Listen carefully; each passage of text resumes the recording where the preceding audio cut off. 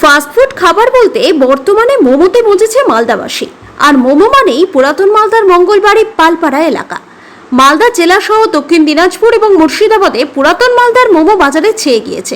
মোমো বিক্রেতাদের বাড়ি জিজ্ঞেস করলেই বলবে বাড়ি পুরাতন মালদাতে। সেই মোমোতেই ভবিষ্যৎ খুঁজে পাচ্ছেন পুরাতন মালদা পৌরসভার 19 নম্বর ওয়ার্ডের মঙ্গলবাড়ি পালপাড়া এবং 7 নম্বর ওয়ার্ডের বাচামারি পালপাড়ার বেশ কিছু বাসিন্দা। সকাল থেকে রাত পর্যন্ত তারা ব্যস্ত থাকছেন মোমো তৈরি আর বিক্রিতে।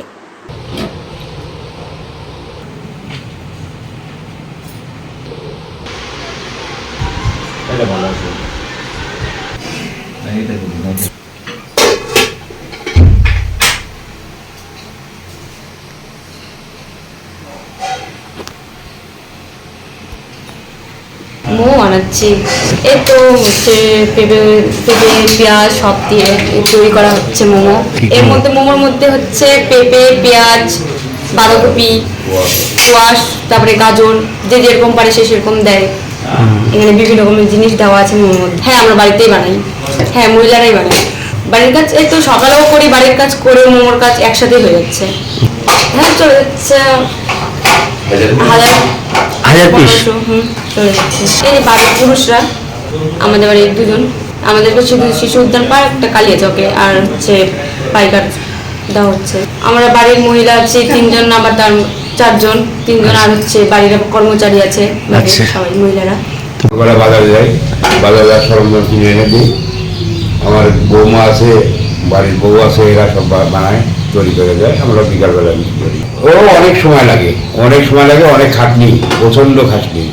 মানে এই ভোরবেলাতে কাজ শুরু হয়, কাটা বাছা সব কিছু করে তারপরে রান্নাবাড়ি করে সংসারে, তারপরে আবার গোছ করে দেয়, আমরা কাউন্টারে চলে যাই।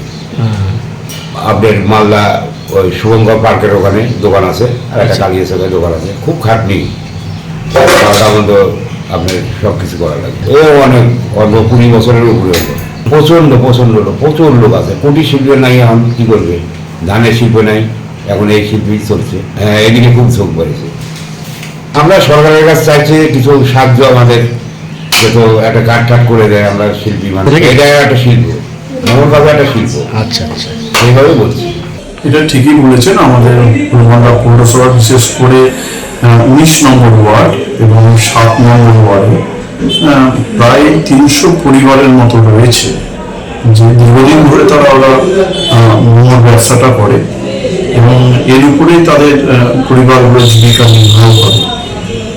এবং আমরা দেখেছি যে তারা শুধু আমাদের এই জেলার বিভিন্ন প্রান্তে নয়, বিভিন্ন প্রতিবেশী যে জেলাগুলো রয়েছে, উত্তর দিনাজপুর এবং আমাদের মুর্শিদাবাদ জেলা, সেই জায়গাগুলোতেও তারা বিভিন্ন সময় বিভিন্ন টাইমে তারা যেয়ে ওখানটায় ব্যবসাটা করে। এরকম মানুষ আমাদেরকে লিখিতভাবে দেয়নি যে এটা শুধু একটা ক্ষুদ্র কুটির শিল্প।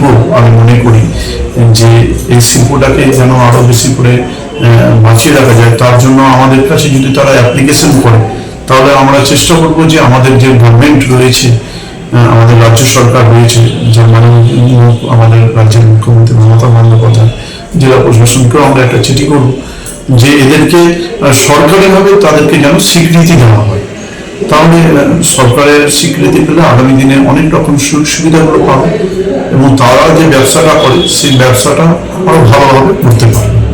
তো তারা যদি আমাদের কাছে প্রপোজাল দেয়, নিশ্চয়ই তাদের জন্য আমরা এগিয়ে যাব।